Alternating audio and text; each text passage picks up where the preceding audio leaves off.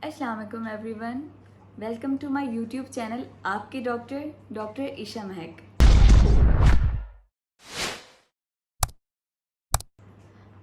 आज का ब्लॉग का टॉपिक बेसिकली इसका आइडिया मुझे इस तरह से आया कि मेरे एक फ्रेंड ने मुझे मैसेज किया एंड माय फ्रेंड आस्क्ड कि मुझे डार्क सर्कल्स हो रहे हैं बहुत ज़्यादा, इसके लिए मैं क्या ट्रीटमेंट इस्तेमाल करूँगा, ये मुझे क्यों हो रहे हैं।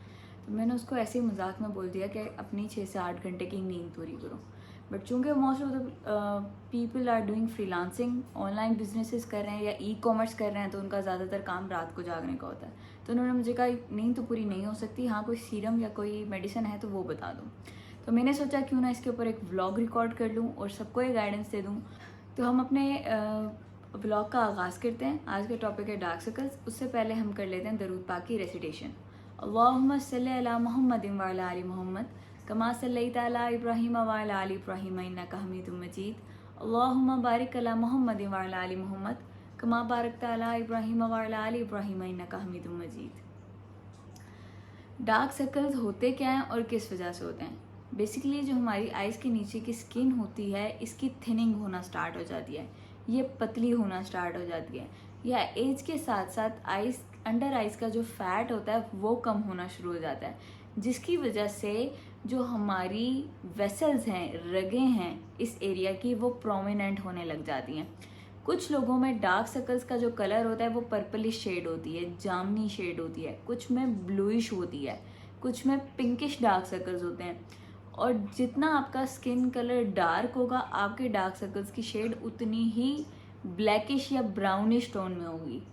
तो ये बेसिकली हर बंदे की वेसल्स की डिफरेंट शेड आती है, जिसको ख़वातीन जो मेकअप या मेकअप से रिलेटेड टर्मिनोलॉजी को अंडरस्टैंड करती हैं, उसको बेसिकली हम अंडरटोन्स बोलते हैं। तो किसी की अंडरटोन्स पिंक होती हैं और किसी की अंडरटोन्स पर्पल होती हैं, क्या ग्रीनिश होती हैं।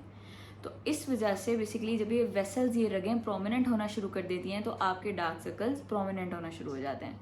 अब डार्क सर्कल्स ज़्यादातर एज के साथ साथ होते हैं और मेल फीमेल बच्चों हर एज में हो सकते हैं। इसके कुछ फैक्टर्स हैं इस तरह के जो कह लें इसका रिस्क बढ़ाते हैं या इसका चांस बढ़ाते हैं, जिसके अंदर हमारी डाइटरी फैक्टर्स बहुत ज़्यादा मैटर करते हैं कि हमारी डाइट किस तरह की है। इसके अलावा एज मैटर करती है, हमारा स्लीप पैटर्न मैटर करता है, स्मोकिंग मैटर करती है, और स्ट्रेस मैटर करती है, थायराइड इश्यूज मैटर करते हैं। जिन लोगों को गिलड़ या गिलड़ से रिलेटेड प्रॉब्लम्स होती हैं, उनके अंदर डार्क सर्कल्स होते हैं। तो ये सारे फैक्टर्स हैं जो कि डार्क सर्कल्स को इंक्रीज कर सकते हैं या वजह बन सकते हैं आंखों के नीचे हल्के होने की। अब बेसिकली मैं आपको बताऊंगी इसके लिए कुछ होम रेमेडीज़ जो कि ट्राइड एंड टेस्टेड हैं, और कुछ मेडिकल रिलेटेड सीरम्स या टॉपिकल क्रीम्स जिसकी वजह से मतलब हम इसको रोक सकते हैं या कह लें हम इसको लाइट कर सकते हैं। सबसे पहले तो नेचुरल रेमेडीज़ की तरफ आ जाते हैं।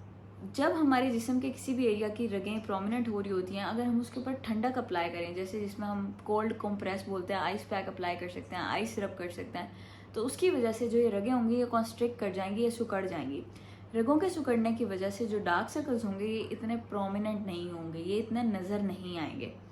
तो ये एक तरीका है। इससे जो हम आइस पैक्स के ज़रिए कॉम्प्रेसिस करते हैं, इससे जैसे हमारे आइस के नीचे आइस बैग्स बने होते हैं, उनकी अपेयरेंस भी कम हो जाती है और आँखों की या चेहरे की स्वेलिंग भी कम हो जाती है। एक तो हो गया कोल्ड कंप्रेसेस।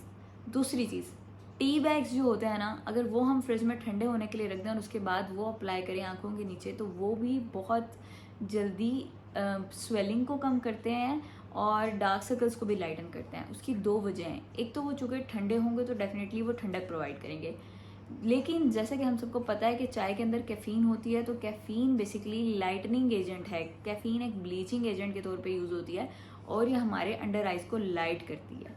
इसके अलावा स्लाइस्ड कुकम्बर अगर हम फ्रीज़ करने के लिए फ्रीज़र में रखते हैं और वो अगर हम ठंडा कुकम्बर अप्लाई करें, तो वो आपकी चूँकि कुकम्बर के अंदर विटामिन सी और एक तरह का कह लें हाइड्रेटिंग मटीरियल बहुत ज़्यादा होता है, तो ठंडे खीरे की वजह से भी आपकी आंखों के हल्के लाइट हो जाते हैं। इसके अलावा कुछ लोग टमाटर और आलू का इस्तेमाल भी करते हैं। मैंने खैर टमाटर और आलू का पर्सनली इस्तेमाल तो नहीं किया अपने ऊपर, बट चूँकि टमाटर के अंदर ऑक्सैलिक एसिड होता है, किसी भी किस्म का नेचुरल एसिड एक लाइटनिंग एजेंट होता है, आपकी स्किन टोन को हल्का करता है, या कह लें जो ब्लेमिशेस होते हैं, पिगमेंटेशन होती है जो धूप की या मुख्तलिफ फैक्टर्स की वजह से आपके स्किन पे काले धब्बे पड़ना शुरू हो जाते हैं, उसको लाइट करता है। तो ये 2 भी प्रूवन फैक्टर्स हो सकते हैं। अच्छा, ये तो थी सारी होम रेमेडीज़ जो कि हम बेसिकली डार्क सर्कल्स को लाइटन करने के लिए कर सकते हैं। मेडिकल ट्रीटमेंट्स इसके लिए कौन सी अवेलेबल हैं? अब कुछ हमारे पास लाइटनिंग एजेंट्स होते हैं, लेकिन चूंकि हर वो चीज़ जो आपकी स्किन को ऊपर पिगमेंटेशन को लाइट करेगी, आपकी स्किन को फेयरनेस वाली टोन देगी, वो आपकी स्किन को सेंसिटिव भी करेगी। तो इनको अप्लाई करने से पहले हमने पैच टेस्ट ज़रूर करना है। पैच टेस्ट क्या होता है और कैसे किया जाता है?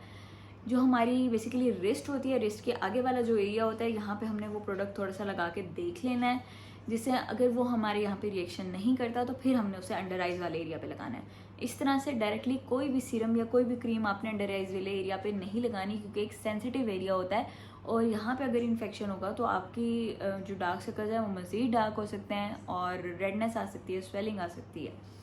अच्छा जी, तो हाइड्रोक्विनोन बेसिकली और ट्रेटेनाइन ये 2 फार्मूला हैं क्रीम्स के, ठीक है। और ये फार्मूला क्रीम्स नहीं है, let me be very clear, मैं ये चीज़ क्लियर कर दूं, ये फार्मूला क्रीम्स नहीं है, ये मैंने आपको ब्रांड नेम नहीं बताया, ये मैंने आपको सॉल्ट बताया है। इन दोनों क्रीम को अलग अलग या दोनों को मिला के बहुत कम मटर के दाने जितनी मिकदार में अप्लाई किया जा सकता है। इसके अलावा विटामिन सी के जितने सीरम्स हैं वो अंडर आइज पे इजीली यूज़ किए जा सकते हैं, लेकिन जैसे कि मैंने पहले बताया इसका पैच टेस्ट करना बहुत ज़रूरी है, क्योंकि विटामिन सी बहुत सारी लोगों की स्किन को इरिटेट कर देता है जिनका सन एक्सपोजर बहुत ज़्यादा होता है। थर्ड चीज़, सन एक्सपोजर से ही रिलेट कर लें तो हमने सन ब्लॉक का इस्तेमाल ज़रूर करना है। सन ब्लॉक ने क्या करना है, हमें हार्मफुल रेस से बचाना है और इस वजह से वो हमारी अंडर आइज की स्किन को मज़ीद डार्कर नहीं होने देगा। हम गोगल्स का इस्तेमाल भी कर सकते हैं, सनग्लासेस का इस्तेमाल कर सकते हैं। इसके अलावा कोजिक एसिड बेसिकली एक एजेंट है जो कि आपकी स्किन को लाइट करता है। आजकल मार्केट में बहुत सारे कोजिक एसिड से बने हुए सोप्स और क्रीम्स चल रही हैं ऑलरेडी, तो ये भी बेसिकली आपके अंडर आइज वाले एरिया पे अप्लाई किया जा सकता है। बट इस सारे जो ये मेडिकल रिलेटेड सीरम्स हैं, लोग सिर्फ 1 हफ्ते या 2 हफ्ते यूज़ करने के बाद आके कहते हैं कि मैडम हमें तो इनका इफेक्ट नहीं आया। तो ऐसा बिल्कुल नहीं है। इनके इफेक्ट के लिए कम से कम 3 मंथ्स चाहिए, 3 से 6 महीने चाहिए। इसके साथ साथ गुड स्लीप, गुड हाइड्रेशन, कम से कम आप 8 ग्लास पानी पिएं, स्ट्रेस मैनेजमेंट, स्ट्रेस ना लें ज़्यादा, कैफ़ीन कम करें अगर आप चाय या कॉफ़ी बहुत ज़्यादा पीते हैं, अगर आप स्मोकिंग करते हैं तो स्मोकिंग कम करें, और अगर आप अनबैलेंस्ड डाइट लेते हैं, बाहर का जंक फूड खाते हैं, तो आप अपनी डाइट को मॉडिफाई करें। ये सारी चीज़ें बहुत ज़्यादा ज़रूरी हैं। मज़ीद वीडियो के एंड में मैं एक सीरम की पिक्चर भी अटैच कर दूंगी, ताकि आप लोगों में से अगर किसी ने विटामिन सी रिलेटेड कोई सीरम लेना हो तो उसको आइडिया हो जाए।